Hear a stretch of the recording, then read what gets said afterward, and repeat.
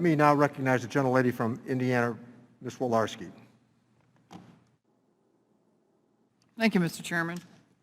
And to our witnesses here today, I say thank you so much. The women that have testified today, you are resilient women. I'm actually glad to be on this committee to hear your stories today because I think it's so important of what's going on around the country. And as you know, and we've heard this more times today, women have shouldered much of the burden of caregiving during the pandemic. 2 million women left the labor force during COVID. Significant number remain unable to work or are disconnected from the workforce altogether. Working families were often trying to figure out how to balance financial security and their health while keeping their families strong. We've heard that from all of you today. There is bipartisan agreement that empowering working families will be the key to rebuilding our economy. There is no argument here. This is not a Republican-Democratic issue, and I hope this hearing is an opening for us to work together. There really is a need, and I believe we really do have the solutions. We agree on the need for smart pro-family policies that enhance access to both child care and paid family leave benefits. The biggest question is, how do we solve it? How do we get to an end of this? We know families want child care and paid leave, but they don't want smaller paychecks.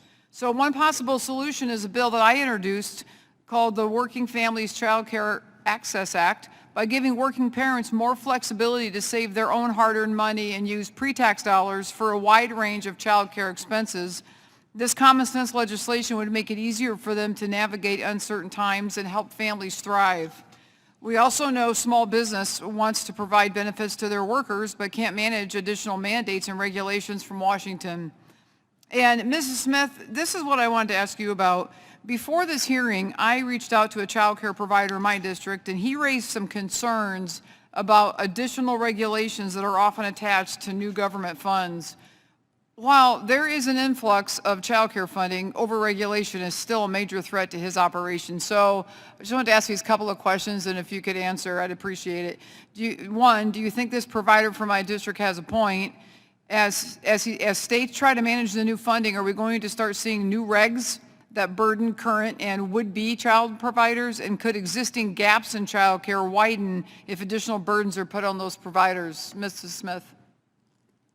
I actually think that because of the flexibility that Congress built into the CARES Act, it's actually been quite the opposite for the most part in the country.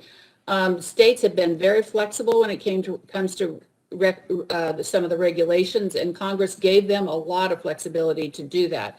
I think one of the things that I was thinking about getting ready for this hearing is that I'm actually proud of childcare, because childcare was well ahead of the curve in health and safety and understanding disease spread and some of those things, hand washing and so forth. And what we have heard from states has been just that there's been more flexibility. So I don't think so. I think what your client may be thinking about, though, is some of the restrictions based on the group sizes in child care centers, especially limiting the number of children who can be in a room, which in effect has cut the capacity of several programs in half. The states are easing out of that.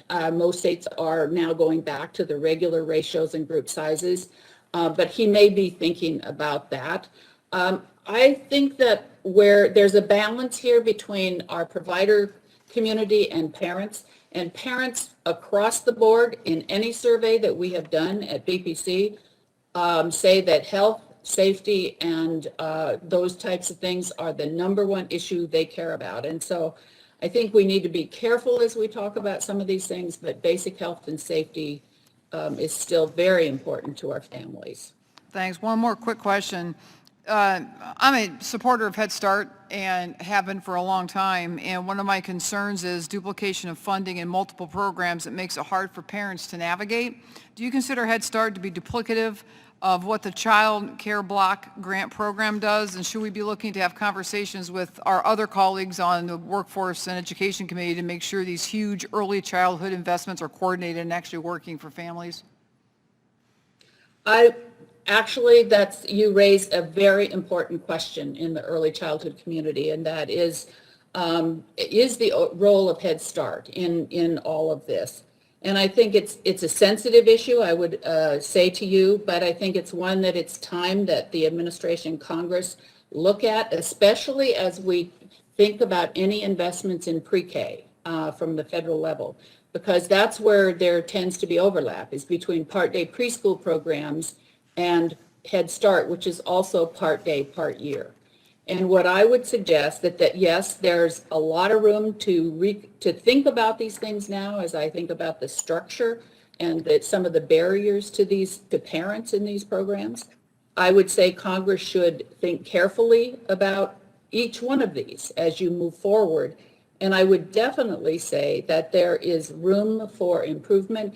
And the last thing I think that we want to be having in this country is some programs competing for 4-year-olds when there is just an unimaginable lack of infant and toddler programs. Thanks. I So got to stop you there, but I appreciate your input. Thank you for your extra time there, Mr. Chairman. Thank the gentlelady.